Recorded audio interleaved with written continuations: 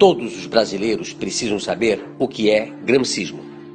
Uma tese criada pelo filósofo comunista e marxista Antônio Gramsci, que influencia diretamente na nossa política e cultura.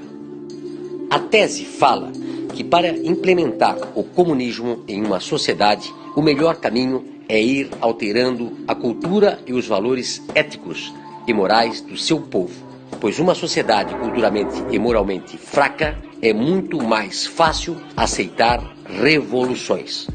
Foi sabendo disso que Antônio Gramsci postulou o conceito de hegemonia cultural, que trata do domínio ideológico de uma classe sobre a outra, trazendo o enfraquecimento do capitalismo, culminando em uma revolução e ditadura comunista.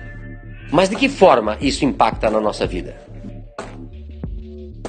Toda a inversão de valores existente hoje no Brasil, implantada pela esquerda, é completamente baseada no gramscismo.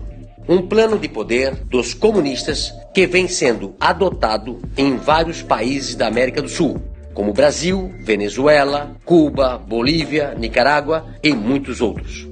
Aqui no Brasil, se tornou mais forte no governo de Fernando Henrique Cardoso, quando permitiu a criação do Fórum de São Paulo, proposto por Lula e Fidel Castro.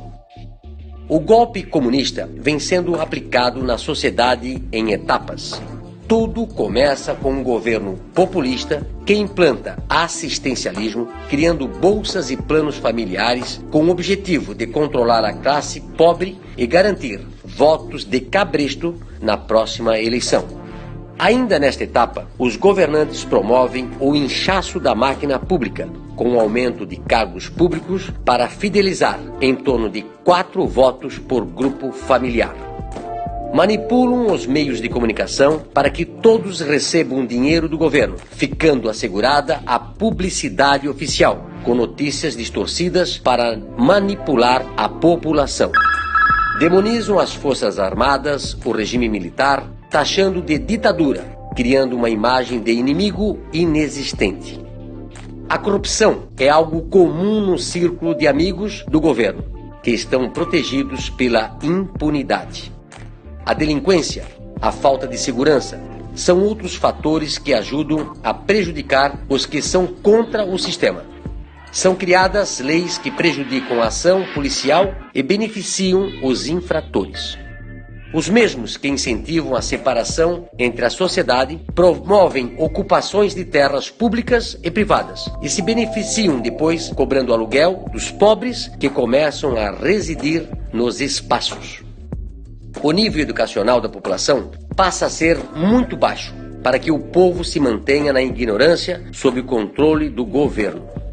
Ainda na educação, os governantes criam novas universidades que promovem ensinamentos distorcidos a grupos que sustentem ideologicamente o sistema comunista.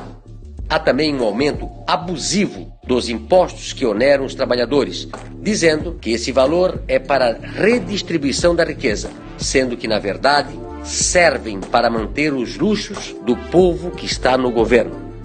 A mídia passa a perseguir os empresários nacionais, havendo quebra de muitas empresas e a estatização de outras.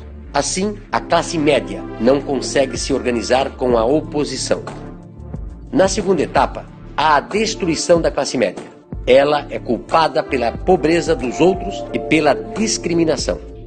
Os governantes promovem também várias modificações na Constituição, criando leis como a lei da mordaça, a lei do aborto, da censura, da legalização das drogas. A impunidade aumenta e a criação de apenas 2 partidos, sendo um dominante e o outro de falsa oposição. Já na terceira etapa, há a tomada do poder. Os grupos de choques estarão presentes em atos do governo, coibindo as manifestações da oposição e fim da liberdade de expressão. Ainda há tempo. Todo esse domínio cultural marxista que está presente no Brasil precisa acabar. Essa doutrina ideologicamente perversa pode sim transformar o Brasil em uma Venezuela.